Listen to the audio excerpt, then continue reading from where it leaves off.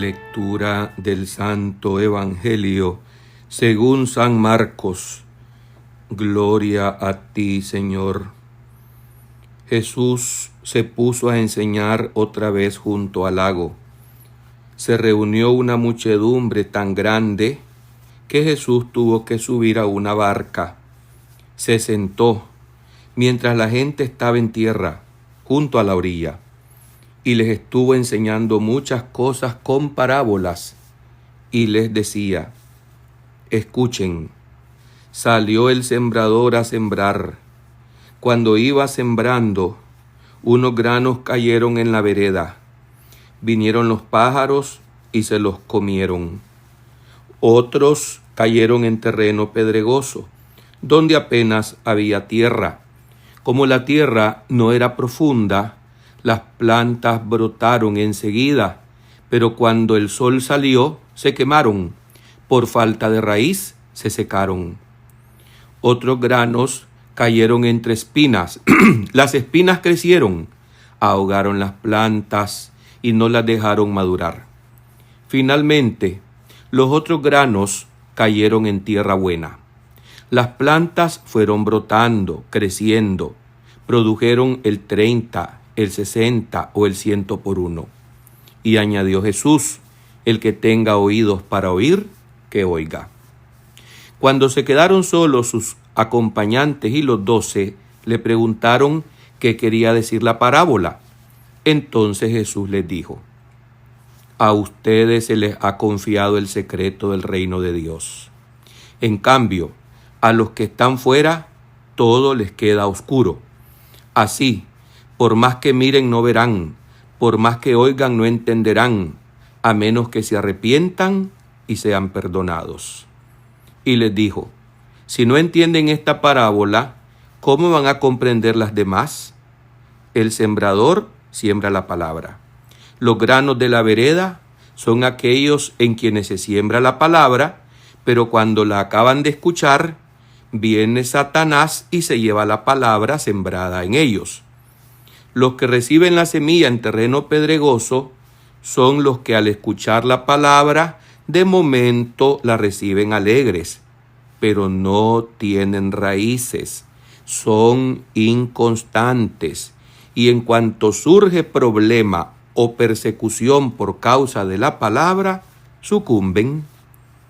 Los que reciben la semilla entre espinas son los que escuchan la palabra, pero por las preocupaciones de la vida, seducción de riquezas, deseo de todo lo demás que los invade, ahogan la palabra y la hacen estéril. Por fin, los que reciben la semilla en buena tierra son aquellos que escuchan la palabra, la aceptan y dan una cosecha, unos de 30, otros de 60 y otros de 100 por uno. Palabra del Señor. Gloria a ti, Señor Jesús. Por este santo evangelio se borren nuestros pecados. Alabanzas a ti, oh Cristo.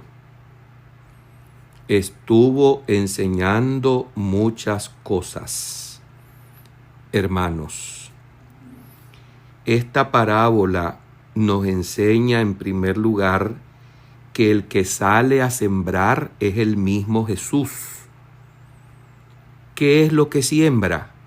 Como lo dice él mismo, en la explicación incomparable que él mismo le dio a sus discípulos: siembra la palabra. ¿A quiénes y a dónde la siembra? En los corazones de los hombres. Hay distintas clases de terrenos en el mundo, como hay distintas clases de corazones en nosotros los hombres. Cuando una persona es noble, sencilla, diáfana, decimos: esta persona es de buen corazón. En cambio, cuando vemos una persona dura, una persona vengativa, una persona que guarda el rencor en su corazón y que acecha y espera y conspira para luego pasarse la cuenta y cobrarse, esa persona, decimos, es de duro corazón, es de mal corazón. No es la parábola del sembrador, sino Jesús el que nos está dando el ejemplo de este sembrador extravagante que tira la semilla, el precioso grano a todas partes, a toda clase de corazones y de terrenos.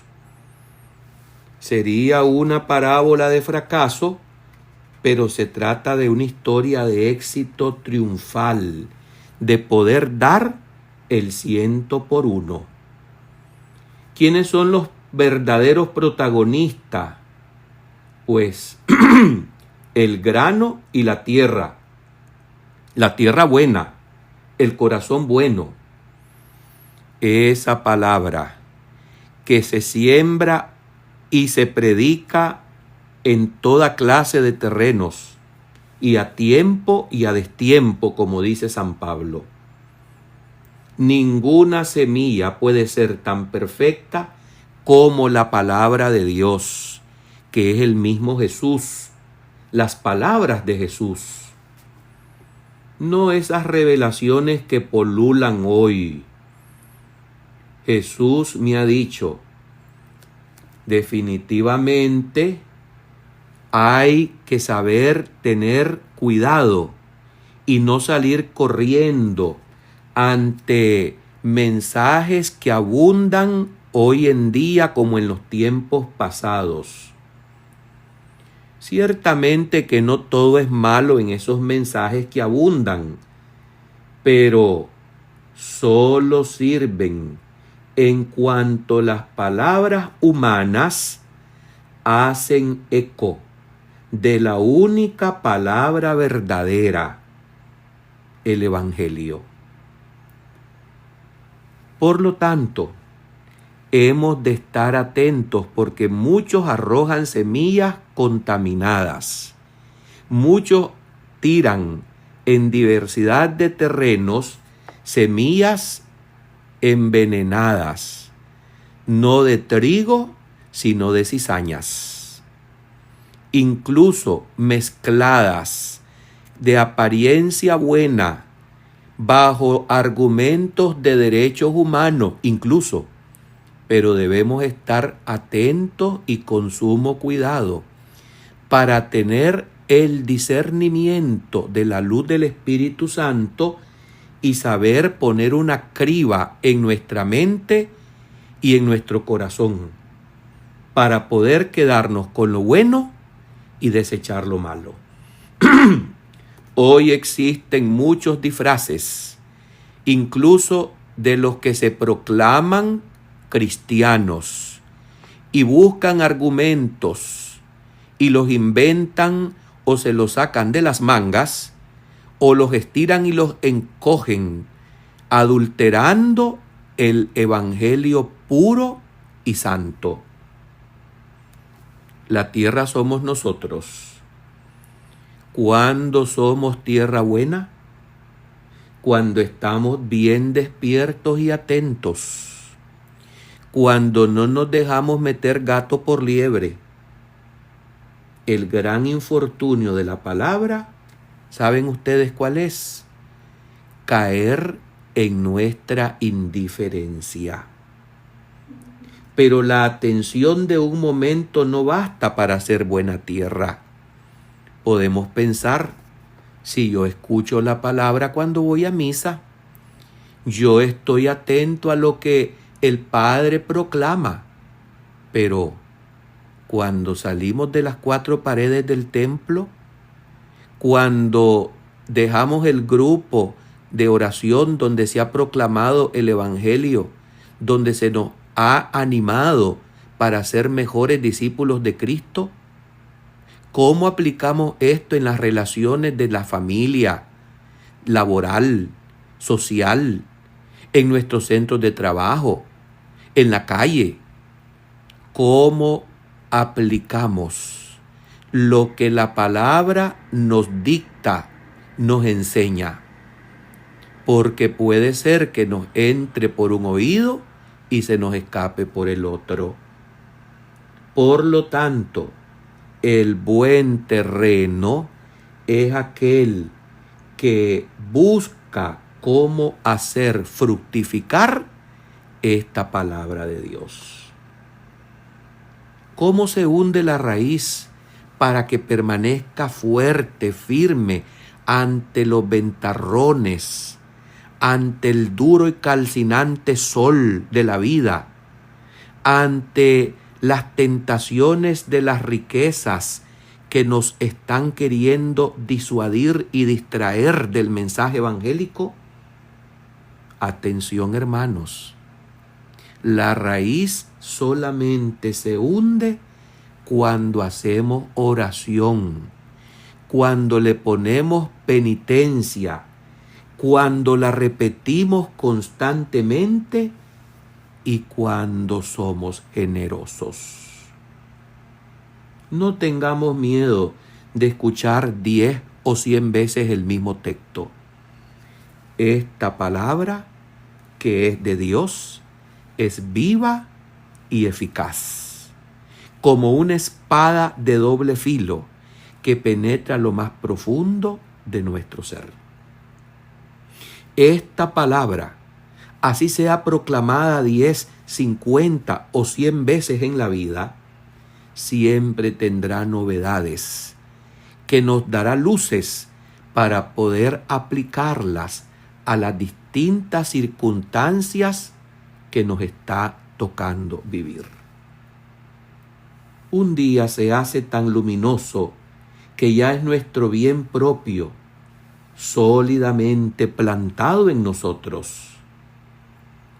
Esto exige ser generosos, en primer lugar con el mismo Jesús, a quien tenemos que escuchar con respeto, con reverencia, con atención, porque es la palabra que se hizo carne y que se nos está dirigiendo para que esa lámpara, que es el mismo, ilumine nuestros pasos en medio de tanta confusión, de tanta perversidad y de tanta maldad en el mundo. Quien escucha la palabra y la pone en práctica, la hace fructificar, la hace rendir el 100%.